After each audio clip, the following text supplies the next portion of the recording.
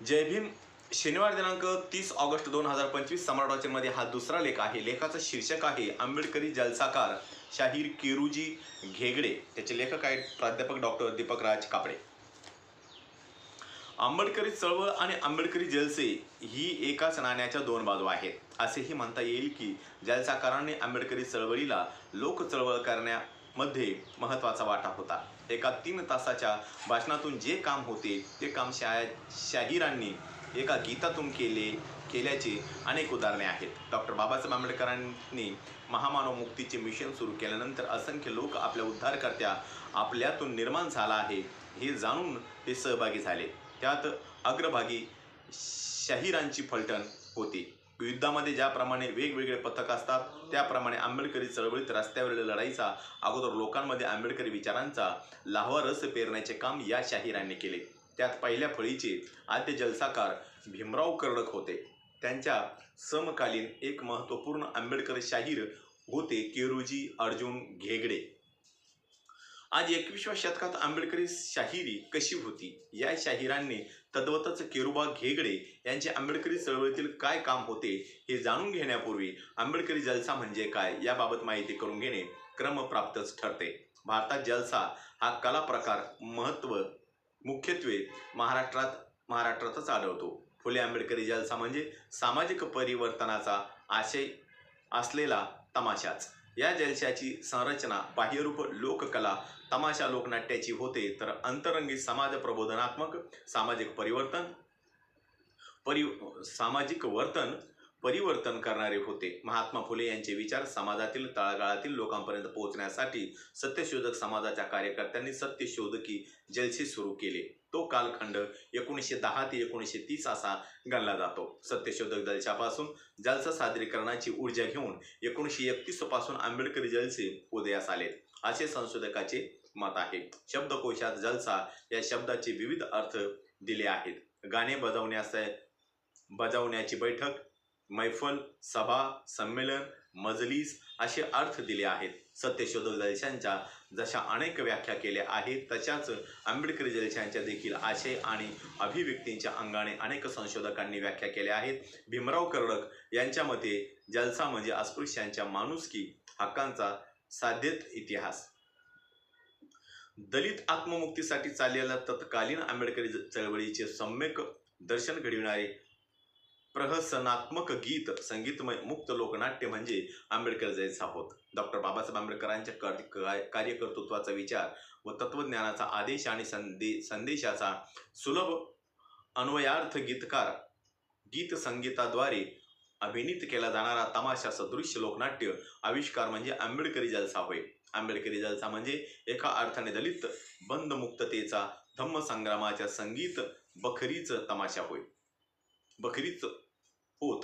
तमाशाच्या आकृतिबंधातून आंबेडकरी लढ्याचे सार सोप्या शब्दातून लोकभाषेतून गीत संगीत नाट्याद्वारे प्रयोगाकरिता करणारे नवतमाशे म्हणजे आंबेडकरी जलसे होत. आंबेडकरांचे गीत संगीत नाट्यक्रम प्रतिकरूप वा भावानुवाद म्हणजे आंबेडकरी जलसा होय. बहिष्कृतांसाठी बहिष्कृतांचे बहिष्कृतत्व दूर व्हावे म्हणून सादर केलेले प्रबोधनात्मक मुक्त लोकनाट्य म्हणजे आंबेडकरी जलसा होय. जीवन केरूजी अर्जुना महार घेगडे असे नाव व जन्मतारीख 13 मे 1912 असा पुरावा जिल्हा परिषद प्राथमिक शाळा कारसूळ तालुका निफाड जिल्हा नाशिक वरून दिसून येतो. वडील अर्जुना हे केरू लहान असतानाच वारले होते. सर्व कुटुंबाची जबाबदारी आई ठकूबाईवर आली होती. मुलगा केरू व मुलगी सरूचा सांभाळ केला. आईने सरपणाचा मोळ्या आणि गवताचे भारे विकून कुटुंबाचा गाडा हाकण्यास सुरुवात केली. 2-3 दिवस उपासमारीची वेळ आली तरी ठकूबाईने संसार पुढे रेटीत ठेवला. फाटलेली गोधडी शिवून तिला ठिगळे संसाराच्या गाडा पुढे नेत होती. एके दिवशी आई गोधडीला ठिगळ जोडण्यात मग्न असताना केरूबा धावत आला. आईच्या हाताचा धक्का बसला आणि कोवळ्या केरूच्या एका डोळ्यात सुई आर पार गेली. एक डोळा दृष्टीहीन झालेल्या वेदना केरूबांना जीवनभर साथ देत होती. बाबासाहेबांचा आदेश म्हणजे दगडावरची रेघ. शहराकडे चला हा संदेश ही आज्ञा संपूर्ण महाराष्ट्रभर पसरली होती. तशी ती नाशिक जिल्ह्यातील निफाड तालुक्यातीलही पोहोचली. केरोबाचे चुलत भाऊ कचरराव हे मुंबईत काम करत होते. कचररावांनी केरोबांना मुंबईस बोलावून घेतले व केरोबा हे मुंबईकर झालेत. कचररावांनी केरोबांना मुंबईमध्ये 5वी इयत्तेपर्यंत शिक्षण दिले. त्या काळातील 5वीचे शिक्षण म्हणजे अज्ञानाचा नाश करणारे शिक्षण होते. उपजत काव्याची व नाट्याची कला होती. डॉक्टर बाबासाहेब आंबेडकरांचे मानवमुक्तीचे मिशन सुरू होताच असंख्य लोक त्यात सामील झालेत. केरोबा मागे राहणे शक्यच नव्हते. केरोबा आपल्या सर्व उपजत गुणांसह आंबेडकरी चळवळीतील एक सैनिक म्हणून कार्यरत झालेत. पोटापाण्यासाठी दिवसभर कष्ट करावयाचे आणि सूर्य मावळल्यानंतर प्रज्ञासूर्यांच्या मार्गाने चालण्यासाठी स्वतः सोबत अनेकांना प्रवृत्त करीत राहायचे हा दिनक्रम केरोबांचा ठरला होता. हळूहळू राजगृहावर येणे जाणे वाढत होते. इतकेच नव्हे तर बाबासाहेबांच्या जवळच्या कार्यकर्त्यांमध्ये केरोबाचे नाव घेतले जाऊ लागले. काळ्या कायद्याविरुद्ध लढा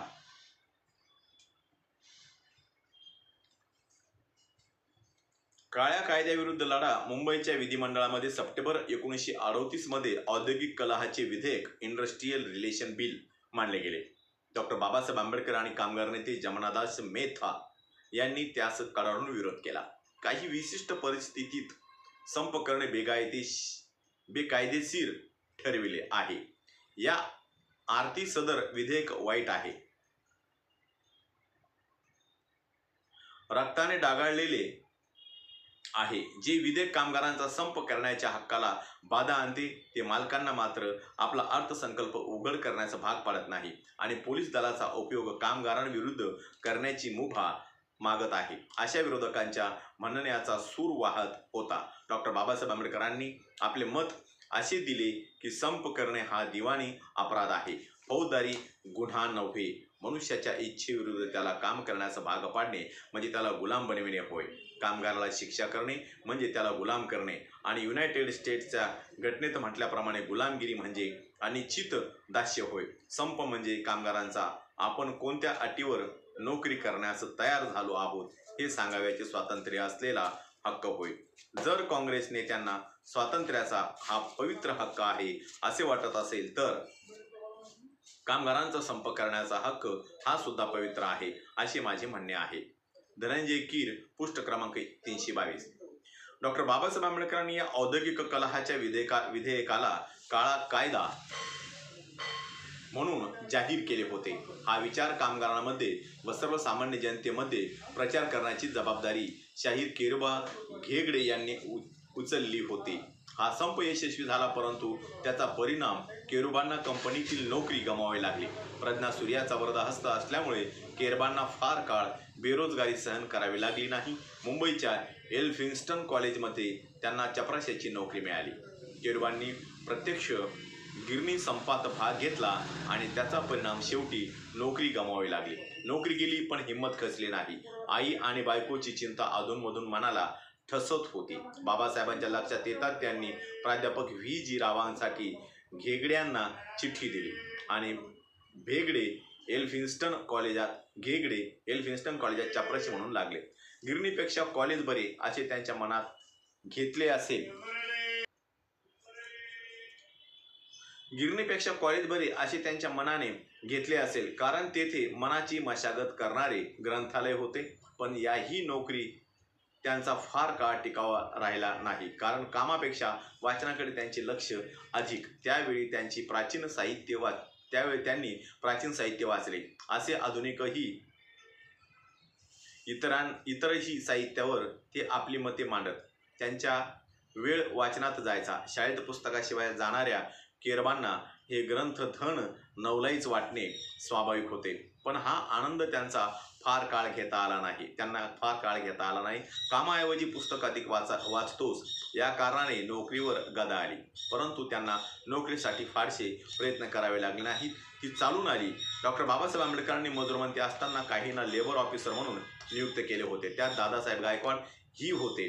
दादासाहेब मुंबईला सेंट्रल PWD मध्ये आले तेव्हा केरोबांना शिपायाची नोकरी याच खात्यात मिळाली.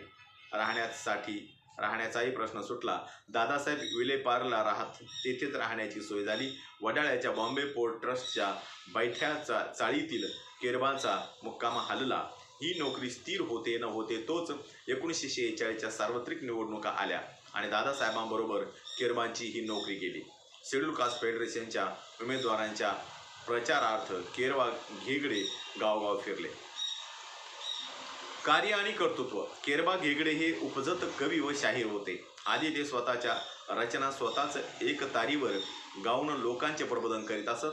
1934च्या सुमारास त्यांनी आपल्या 4-5 साथीदाराबरोबर वडाळा मुंबई येथे स्वतःचे जलसा मंडळ काढले. त्यांच्या साथीदाराविषयीची आज तरी माहिती उपलब्ध होत नाही. त्यांनी सादर केलेले फार्स इत्यादी बाबतही माहिती मिळत नाही, परंतु त्यांच्या अनेक समकालीन जलसाकारांच्या मुलाखतीमधून त्रोटक माहिती मिळते. रामा जाधव, मारुती जाधव आणि M.B. साळवे हे घेगड्यांच्या जलशात ढोलकी वाजवीत असत. शाहीर घेगडे यांनी बाबासाहेबांनी केलेल्या काराम मंदिर प्रवेश सत्याग्रह, येवल्याची धर्मांतर परिषद, हरेगावची प्रसिद्ध परिषद, नागपूरला झालेल्या शेड्यूल कास्ट फेडरेशनची स्थापना यामध्ये भाग घेतला होता. आंबेडकरी चळवळीतील ते धडाडीचे कार्यकर्ते होते. शिवाय त्यांची शाहिरीच्या माध्यमातून आंबेडकरी कृती कार्याची महती विशद करून सांगितलेली आहे. म्हणूनच त्यांच्या रचनेला आंबेडकरी चळवळीच्या इतिहासाचे परिणाम प्राप्त झाले आहेत. सत्याग्रह या विषयावर शाहीर घेगडे यांनी पोवाडा लिहिलेला आहे. त्या पोवाड्याचे नाव सत्याग्रही वीर स्वागत पोवाडा असे आहे. घेगडे यांच्या दलित राष्ट्र पद्मावली व काव्य पुस्तिकेच्या मूलपृष्ठावरील प्रकाशित ग्रंथ सूचित ते दिलेले आहे. अन्य प्रकाशित पुस्तिका अशा: नंबर 1 अस्पृश्य तारा मावळला, नंबर 2 विद्वानास वंदन, नंबर 3 स्वातंत्र्याची मोहीम, नंबर 4 मृत्यूच्या जबड्यात, नंबर 5 दलित समाजोन्नतीवर गाणी, म्हणी, उखाणे वगैरे, किंमत अर्धा आणा, मुंबई, तारीख 3/3/1941. 6 दलित राष्ट्र पद्मावली, किंमत 2 आणे, मुंबई, तारीख 10/1/1944. शाहीर केरबा घेगडे हे चळवळीच्या माध्यमातून लोकजागृतीचे काम करत. त्याचबरोबर ते बाबासाहेबांचा संदेश गावोगाव पोहोचवण्याचे महान कार्यही करत होते. जुन्या रूढी परंपरा सोडा आणि बाबासाहेबांनी सुधारणेचा जो मार्ग सांगितला आहे तो अंगीकारा, हे सांगताना शाहीर घेगडे म्हणतात: सुधारण्याच्या लागते पाठी ग बाबासाहेब आंबेडकरासाठी, सदा न कदा येळकोट त्याचा मला वीट, खंडोबाला दिली सोड चिठ्ठी ग, स्काऊट वीराबरोबर मी समाजसेवा करणार, हातात घेऊन काठी ग. केवळ डॉक्टर बाबासाहेब आंबेडकरांच्या साठी सुधारण्याच्या गाठपाठी लागणारी भीमसेना निष्ठावान होती, खंबीर होती, कारण त्यांनीच त्यांना उभे राहायला शिकवले, चालायला शिकवले, श्वास घ्यायला शिकवले, जगण्याचा नवा अर्थ सांगितला, आत्मविश्वास निर्माण केला. हे घडले नसते तर पुन्हा हजारो वर्ष काळोखाचे गुलाम म्हणून काळोखाच्या तुरुंगात कितपत पडावे लागले असते. शाहीर घेगडे यांच्या रचनेत तत्कालीन राजकीय संदर्भ येतात. हिंदुस्थानाच्या राजकारणात विविध पक्ष आपल्या भूमिका वठवीत होते. स्वराज्य हा त्या वेळचा बुलंद नारा होता आणि त्यासाठी राजकीय अहमहमिकेने आटचाल करीत होते. हिंदी राजकारणाचा बाजार असे सुरेख रूपक योजून शाहीर घेगड्यांनी या बाजाराला निघालेल्या विविध पक्षांचे स्वभाव कसे आहेत, त्यांचे मोठे मार्मिक चित्र त्यांनी रेखाटले आहे. हिंदी राजकारणाच्या बाजारी निघाली काँग्रेसची वृद्ध, हटवादी ती भारी असे, अहिंसेचे तिला भरले पिशे, तत्व हुकली मार्ग चुकली, स्वराज्य मिळेल कसे. अहिंसेचे व्रत घेऊन स्वराज्य मिळवण्यासाठी सक्रिय राजकारणात सहभागी झालेले काँग्रेसचे वयोवृद्ध नेते महात्मा गांधी यांच्या तत्वाविषयीची आणि अनुसरलेल्या मार्गाविषयीची शंकात्मक भावनाच शाहीर घेगड्यांनी येथे उपस्थित केली आहे. एकीकडे स्वराज्यासाठी लढा उभारायचा आणि दुसरीकडे अहिंसा तत्वाचा पुरस्कार करायचा, या परस्पर विरोधी बाबींमुळे स्वातंत्र्याची स्वप्न बाळगणारे गैर असल्याने निर्णायक मत घेगड्यांनी व्यक्त केले आहे. हिंदी राजकारणाच्या बाजारातील काँग्रेसची वृद्ध नारी कशी हटवारी व तिला अहिंसेचे वेड लागले असून ती तत्वभ्रष्ट कशी झाली आहे आणि ती त्यामुळे ती आपल्या स्वराज्याच्या मार्गापासून कशी विचलित झाली आहे याचे अत्यंत मार्मिक चित्र येथे शाहीर घेगडे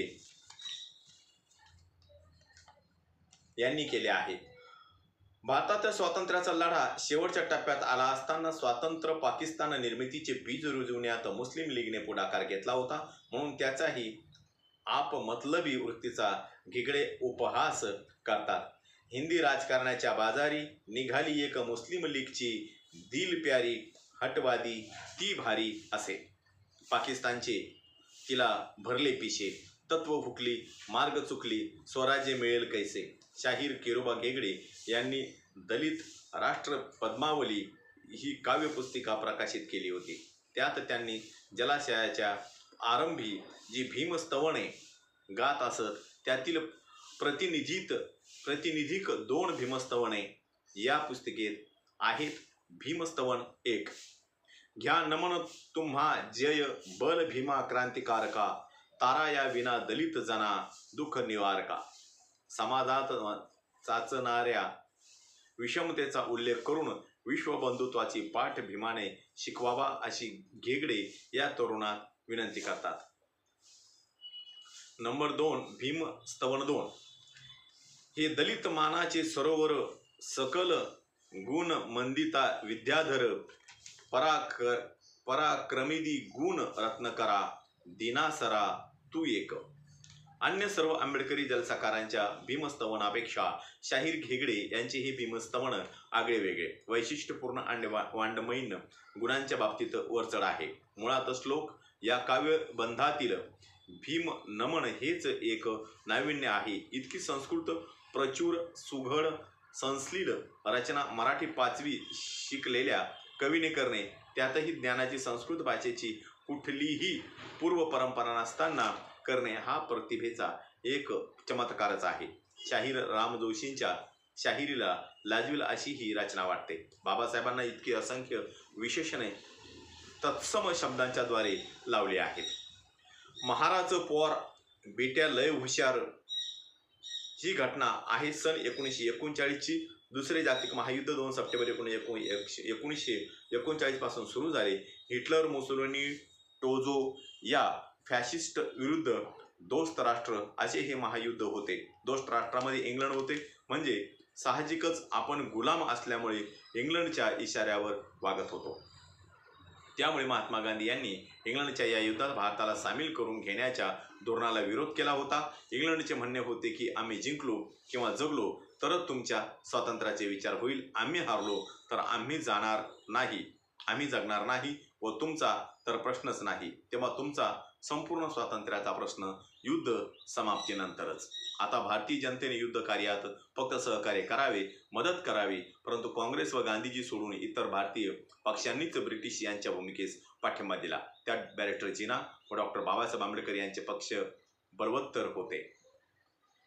डॉक्टर बाबासाहेब आणि बॅरिस्टर जिना यांच्या अत्यंत समंजसपणाच्या धोरणामुळे ब्रिटिशांनी काँग्रेस व गांधीजींची पर्वा केली नाही. त्यामुळे काँग्रेस प्रणित व प्रांतिक मंत्रिमंडळाने राजीनामे देऊन ब्रिटिश सरकारविरुद्ध असहकाराचे युद्ध पुकारले. महात्मा गांधींच्या आग्रहावरून सर्व काँग्रेसी मंत्रिमंडळांनी राजीनामे दिले व या गोष्टीचे डॉक्टर बाबासाहेब आंबेडकर आणि बॅरिस्टर जिना यांनी स्वागतच केले व त्या प्रित्यर्थ मुक्ती दिन साजरा केला. मुक्ती दिनाची सभा बॅरिस्टर जिना यांनी बाबासाहेबांशी विचार विनिमय करूनच ठरवली होती, पण ती अचानक ठरवली गेली. त्यामुळे बाबासाहेबांना आपल्या सर्व अनुयायांना या सभेची माहिती देणे शक्य झाले नाही. स्वतंत्र मजूर पक्षाने मुंबई शाखेतर्फे मुंबईच्या सर्व अस्पृश्यांच्या मोहल्ल्यात ही माहिती दिली गेली नाही. मुक्ती दिनाची ही सभा मुंबईतील मोहम्मद अली रोडवरील भव्य पटांगणात झाली. परिसरामध्ये जवळजवळ 100% मुस्लिमांची वस्ती, त्यामुळे या सभेला बहुसंख्य मुस्लिमांची गर्दी होती. या उलट आंबेडकर अनुयायांना सभेची वार्ता वेळेवर समजली नाही. त्यातून सभेचे ठिकाण नेमके कोणते ते सुद्धा समजले नाही. त्यामुळे आंबेडकर अनुयायांची संख्या मुस्लिम समाजाच्या तुलनेत नगण्य होती. सभेसाठी कायदे आझम बॅरिस्टर जिना स्टेजवर स्थानापन्न झाले व त्यांनी डॉक्टर बाबासाहेब आंबेडकर आता थोड्या वेळात येतील असे सांगितले. काही वेळाने डॉक्टर बाबासाहेब आंबेडकरांचे सभास्थानी आगमन झाले. आंबेडकर अनुयायांनी बाबासाहेबांच्या घोषणा दिल्या. आंबेडकर कोण आहे? दलितों का राजा आहे. त्यावेळी मुस्लिम बांधवांनी फारसा प्रतिसाद दिला नाही, पण बॅरिस्टर जिनांनी डॉक्टर बाबासाहेब आंबेडकरांना मिठीच मारली. त्या समयी दोघांनी त्यांचा जल्लोष मोठ्याने झाला. बॅरिस्टर जिना त्यांच्या शाहिरांना शाहिरी करण्यास फरमाविले. 2-4 शायरी झाल्या. डॉक्टर बाबासाहेब आपले कोणी कार्यकर्ते आहेत का म्हणून ते आजूबाजूला पाहू लागले. त्यावेळेच्या प्रत्यक्ष प्रसंगाचे वर्णन R.D. गायकवाड यांनी आपल्या आंबेडकरी चळवळीच्या आठवणी या ग्रंथात केल्या आहेत. बाबासाहेबांनी उभे राहून विचारले की अरे आपले कोणी लोकसभेत आहेत का?